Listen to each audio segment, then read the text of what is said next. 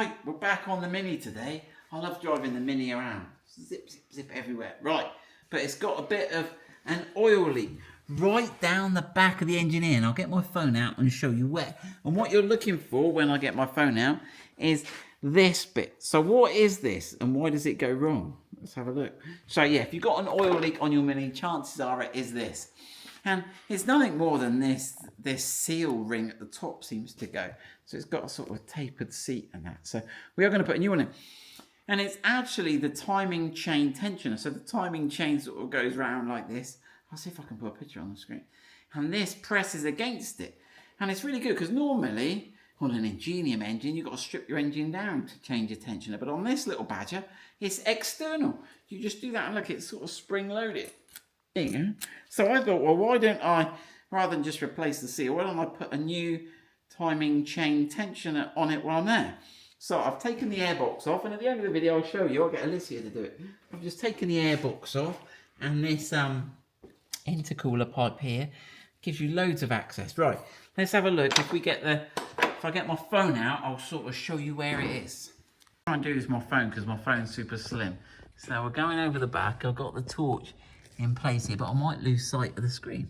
But there we go, you go down below here. Down below it is, look, it's clear as day on there. So that there is what we're going to try and undo. This thing here, and I just cleaned it. Look. I'm going to try and take that out. It doesn't look too bad. What size socket have I got there, Alicia? 27. 20. Let's have a go. You've all seen where it is. I've got a cable there, a wire there. It doesn't look too bad. Get the socket going the right way. Let's have a look if we can get that out. Oh, it's done. It's tight. That might not be helping much.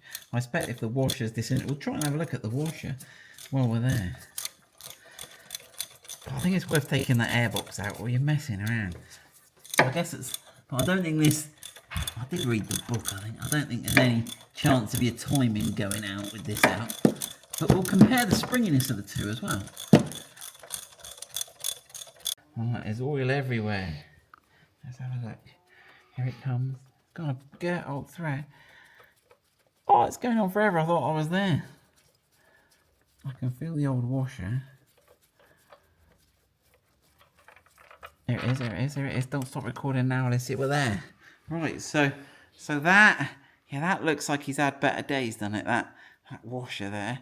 He feels like he's aluminium. He feels very cheap and light. Now, how much springy has that got? Oh, it feels a bit gritty.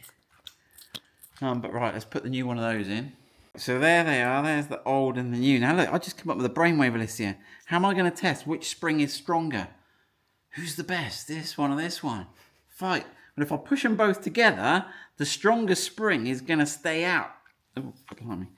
Let's see if we can do it. See that? You see how that old one is weaker because he's giving way more than that one. So the spring has indeed degraded on that one. So there we go, worth replacing.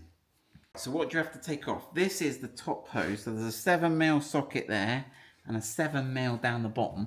And that goes on to that pipe there. So it's not too hard to get to that one. I used this flexible little driver because it wasn't quite in line. So that's the last thing you have to do. But I'll put it back together in reverse order. So it should give you an idea what you're doing. Right, so that's the top one you need to take off, and the bottom one you can see is down there. And what I did was I just put this on it. It's just enough to get it round on the back there.